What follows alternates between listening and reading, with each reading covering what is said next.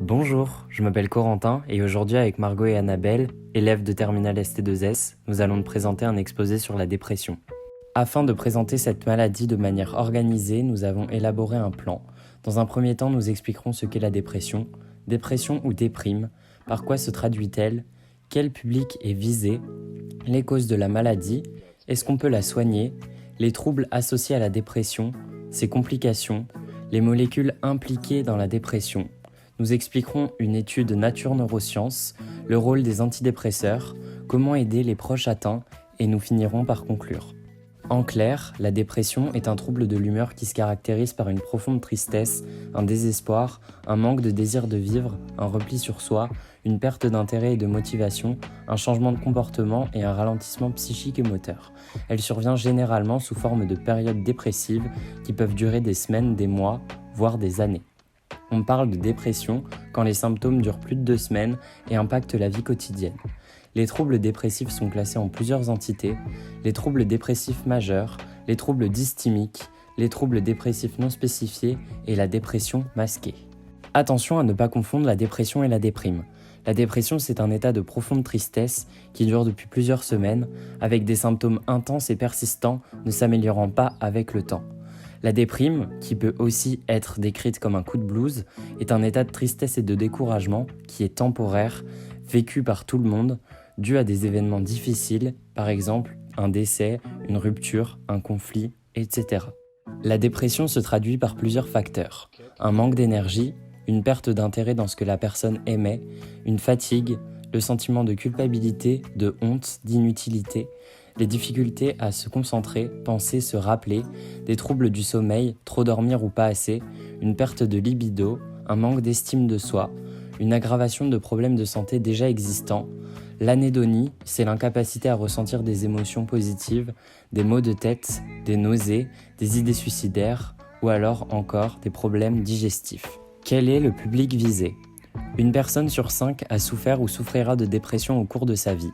Selon le baromètre de santé 2017, une personne sur 10 âgée de 18 à 75 ans a déclaré avoir vécu un épisode dépressif au cours des 12 derniers mois. 3 millions de personnes en souffrent chaque année en France.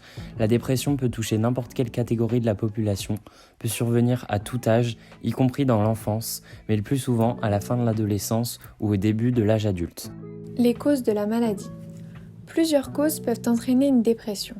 De plus, les facteurs de risque que je vais vous citer peuvent agir en association. Premièrement, il y a la génétique, qui crée une prédisposition à être atteint de dépression au cours de sa vie, si un membre de notre famille en a souffert. Le milieu et les habitudes de vie, comme le tabagisme ou la consommation de stupéfiants, mais également les événements de la vie comme le deuil, les ruptures, les accidents ou d'autres traumatismes. C'est-à-dire tout ce qui peut perturber l'individu. Le stress chronique, le sentiment d'être débordé, la perte de contrôle sur son existence, avoir vécu des traumatismes durant l'enfance, ou encore avoir des carences nutritionnelles. Peut-on la soigner ? Alors oui, la dépression est une maladie qui peut être soignée. Il existe l'aide et le soutien des médecins et psychiatres, mais aussi des traitements comme des antidépresseurs, des séances de psychothérapie, c'est-à-dire une collaboration entre le patient dépressif et le médecin. Les traitements sont variables selon la sévérité des symptômes et leur origine. Mais il faut bien retenir que seul un médecin peut poser un diagnostic et donc prescrire des traitements. Par exemple, un psychiatre, mais pas un psychologue. Néanmoins, la maladie peut être confondue avec une petite déprime ou une crise d'adolescence par les médecins eux-mêmes. Elle est globalement incomprise et son diagnostic difficile à poser. Les troubles associés à la dépression. Plusieurs troubles sont associés à la dépression. On cite l'anxiété, la dépendance, comme l'alcoolisme, l'abus de substances telles que le cannabis, l'ecstasy, la cocaïne ou les médicaments plus communs tels que les somnifères et les tranquillisants. Mais aussi d'autres maladies comme le diabète et les maladies cardiovasculaires. La dépression, c'est que dans la tête. Alors non, pas du tout. La dépression est une vraie maladie. Elle est reconnue par les spécialistes. Elle se manifeste par un dérèglement chimique à l'intérieur du cerveau. Il s'agit d'une faille de neurotransmission lors de laquelle le bon fonctionnement de certains neurotransmetteurs tels que la dopamine, l'ocytocine et la sérotonine sont entravés. On les appelle les hormones du bonheur. Ce qui paraît impossible quand on est en dépression. En effet, plusieurs choses du quotidien peuvent nous sembler impossibles lorsqu'on souffre de dépression, telles que prendre une douche, manger, aller au travail, s'endormir, demander de l'aide, faire des courses, changer de vêtements, se raser, se laver les dents, prendre des décisions, avoir des conversations, même banales, faire du sport ou encore aller à des événements. Complications. Parmi les complications de la dépression, on peut retrouver une récidive de la maladie, une persistance des symptômes résiduels, c'est-à-dire que le patient n'est pas guéri, ainsi que le passage à la dépression chronique, le risque suicidaire ou encore le rejet social et l'isolement, empirant la dépression et conduisant au suicide dans 10 à 20% des cas. Nous allons maintenant observer l'activité cérébrale d'une personne qui est atteinte de dépression et une personne qui ne l'est pas.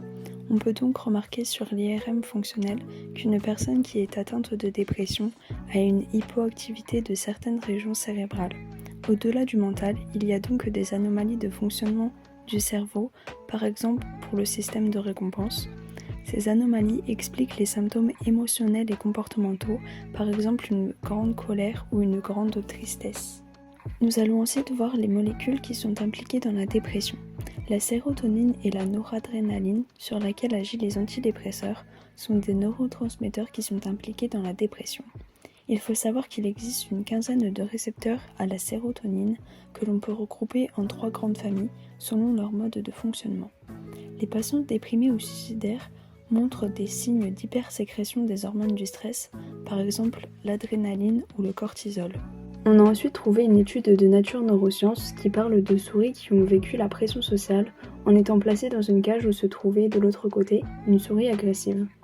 Il faut savoir que dans notre cerveau, on a une barrière de cellules qui tapissent l'intérieur des capillaires sanguins. L'étanchéité de cette barrière, elle est assurée par des jonctions serrées qui agissent comme une sorte de ciment entre elles et dont la protéine principale est la claudine 5. Après une période d'intimidation sociale, on peut remarquer que l'étanchéité de cette barrière elle est altérée et cela favorise le passage de molécules pro-inflammatoires qui vont donc favoriser la dépression. Cette étude a démontré que les souris qui étaient dépourvues de claudine 5 survivaient moins de 10 heures. Chez les humains, elle a montré que le niveau de claudine 5 était 50% plus bas chez les personnes qui souffraient de dépression que chez les personnes qui n'en souffraient pas. Le but de l'étude a donc été de montrer que le stress chronique incluant l'intimidation sociale provoque des changements dans la réponse immunitaire. On va ensuite parler des antidépresseurs. Donc les antidépresseurs augmentent la quantité de certains neurotransmetteurs dans certaines régions cérébrales. Les antidépresseurs sont classés en 3 familles selon leur structure moléculaire et leur mode d'action. Dans les traitements disponibles pour les troubles bipolaires, il y a par exemple les stabilisateurs de l'humeur, tels que le lithium, car c'est un élément simple qui est efficace. Nous allons maintenant nous demander comment aider des proches qui sont atteints de dépression. Tout d'abord, il est important de prendre ses propos suicidaires et ses émotions au sérieux, ne pas le juger, encouragez-le à parler et à sortir sans le brusquer. Soyez bienveillant avec lui. Documentez-vous sur le sujet pour pouvoir comprendre ce qui lui arrive et ainsi pouvoir l'aider. Et redirigez-le vers des associations, des communautés et des services qui peuvent également l'aider. En conclusion, la dépression est une vraie maladie à ne surtout pas négliger. Ses effets peuvent avoir des conséquences dramatiques sur l'individu qui en souffre, pouvant même le mener au suicide. La prévention primaire est très importante dans le cadre de la dépression. Différents traitements sont désormais disponibles, sous prescription d'un médecin qui est le seul à pouvoir établir un diagnostic et administrer un traitement, comme les antidépresseurs, les séances avec un psychiatre, etc. Ces recherches nous ont apporté des connaissances scientifiques par rapport à la maladie, ainsi que des informations pour aider les personnes atteintes. Il existe des numéros d'aide et d'écoute en cas de dépression. On a par exemple SOS Amitié qui permet de mettre des mots sur la souffrance et prendre du recul pour retrouver le goût de vivre. Suicide Écoute qui accueille et écoute les personnes qui sont confrontées au suicide. Fil Santé Jeune qui est dédié aux enfants et aux adolescents et qui offre une écoute qui informe et également oriente. Et enfin Phare Enfants Parents qui accueille et permet d'avoir un service d'écoute qui est gratuit pour les parents et les enfants en souffrance et qui apporte également un soutien aux parents endeuillés. Il existe également des numéros d'aide et d'écoute par les associations. par exemple l'association France Dépression qui apporte un soutien aux personnes qui sont dépressives et leur entourage, par exemple avec des groupes de parole, des permanences téléphoniques et des conférences. Et on a aussi l'UNAFAM, donc c'est l'Union nationale des amis et des familles de malades psychiques, qui accueille et soutient les familles en défendant leurs droits. Au centre de l'établissement, on pourrait aller voir l'infirmière scolaire, la conseillère d'orientation qui sont aussi des psychologues de l'éducation nationale. Et au niveau local, on pourrait aller voir le CMP, Centre médico-psychologique de Briey, et également la maison des ados à Briey, donc qui accueille les jeunes. Si ce genre de sujet vous intéresse, on peut vous conseiller de suivre quelques pages Instagram, par exemple La santé mentale compte, Psychologue Net, Bonjour Anxiété, Gang Introverti, Psycho Online, Explore Cabinet, Pensée de Psy et également Curieux Live. Il en existe plein d'autres. Merci à toi d'avoir pris le temps de nous écouter. Nous espérons que ce diaporama t'a apporté des informations supplémentaires à propos de cette maladie. N'hésite pas à partager cette capsule vidéo autour de toi afin de continuer la prévention face à la dépression.